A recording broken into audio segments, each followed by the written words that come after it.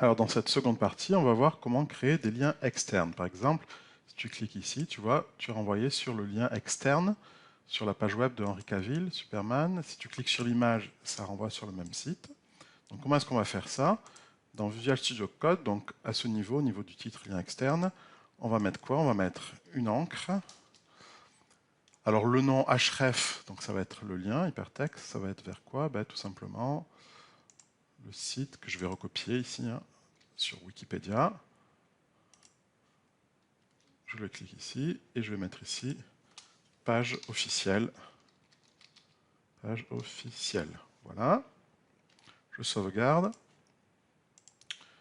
Donc je vais réactualiser F5. Donc, tu vois, j'ai ici page officielle. Donc je clique et ça me renvoie bien vers ce site-là. Maintenant, ce que je voudrais faire, c'est donc si je reviens ici, je voudrais donc cliquer sur l'image, cette image, donc insérer déjà l'image et cliquer sur l'image pour avoir un lien hypertexte vers le même site. Okay, donc je vais créer déjà une image, je vais insérer une image avec la balise IMG évidemment. On me demande la source de l'image. Alors, où est-ce qu'elle est cette image? Elle est ici dans Gigarcia, dans le répertoire IMG. Donc il faut que je spécifie le chemin IMG. Et tu vois, quand je mets slash, il me propose les deux images que j'ai. Donc je vais mettre Superman. Alors, Alt, ça correspond à quoi?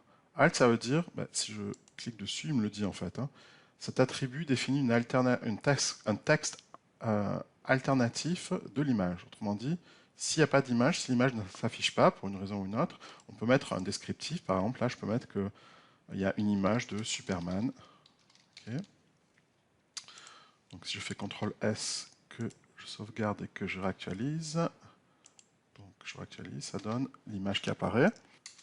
Donc imagine qu'à la place de Superman, je me suis trompé, j'ai mis Superman 2, bah, cette image n'existe pas, donc quand je sauvegarde et que je réactualise, bah, l'image disparaît. Par contre, tu vois, à la place de l'image, il a mis un texte descriptif, image de Superman, qui m'indique que normalement il doit y avoir une image à cet endroit-là. Donc je vais enlever le 2. Voilà, alors je ne suis pas obligé de mettre cette option Alt, hein, mais c'est assez conseillé quand même. Maintenant, je vais faire une balise donc, qui va pointer vers un site. Donc je crée la balise A, je mets mon image ici, entre les deux balises, hein, pour dire que c'est sur cette image qu'on va cliquer. Voilà, et le texte, le href, le lien hypertexte, c'est toujours le même, c'est celui-ci, que je copie. Voilà, je sauvegarde, et quand je réactualise maintenant, F5, j'ai l'image, et j'ai une main qui apparaît quand je mets sur l'image, qui me renvoie vers le site de Henri Cavill. Donc voilà, j'ai fait donc deux liens. Alors là, pareil, je peux faire un break, tu vois, entre les deux, parce que sinon ils s'affichent à la suite les uns des autres. Donc, je vais juste faire un break à la suite de la page officielle. Je mets break pour que ce soit plus joli. Voilà, c'est plus joli. Alors, si je regarde, en fait, je me suis rendu compte que c'est pas la bonne image en fait. Hein, qu'il fallait mettre, c'était l'icône, plutôt le logo. D'accord. Donc, je vais changer ici. C'était pas l'image celle-ci là. J'ai qu'à changer ici. Ici, hein, je remets slash. Il me propose, c'est le logo. Voilà. Ça fera une image plus petite. Et je reviens ici, F5, et hop, ça, l'image est du coup plus petite. Okay. Alors, comment faire maintenant si je veux écrire un email à Superman? Donc je clique sur son lien et hop, ça m'envoie directement à son adresse email. Concrètement, dans Visual Studio, comment je vais faire? Je vais tout simplement donc, cliquer sur A pour faire une encre, d'accord? Et je vais utiliser donc comme valeur le href mail to, qui signifie un courrier à. Donc j'envoie un courrier à, et là je mets l'adresse de Superman @krypton.us pour les États-Unis. Et là je vais marquer email de Superman. Ça, ce sera le texte. J'enregistre. Donc je vais réactualiser F5 et là j'ai l'email de Superman et tu vois dès que je clique ça m'envoie directement à son adresse email.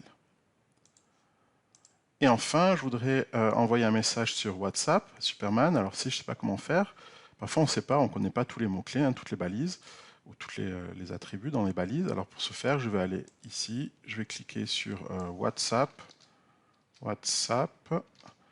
et je mets HTML.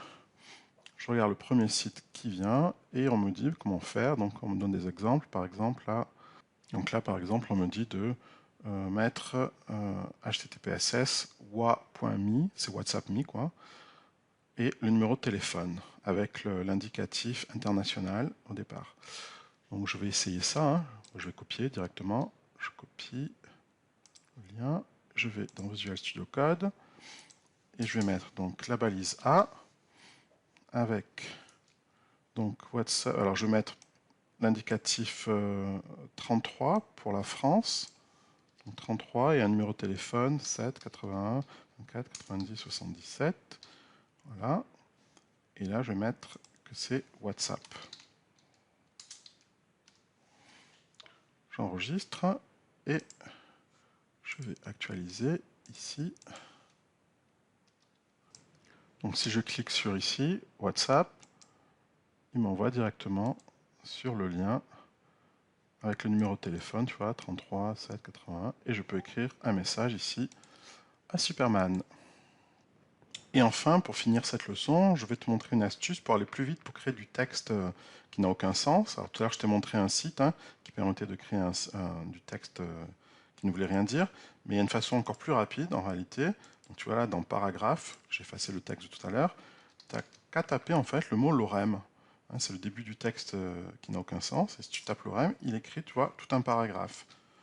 J'enregistre, je réactualise.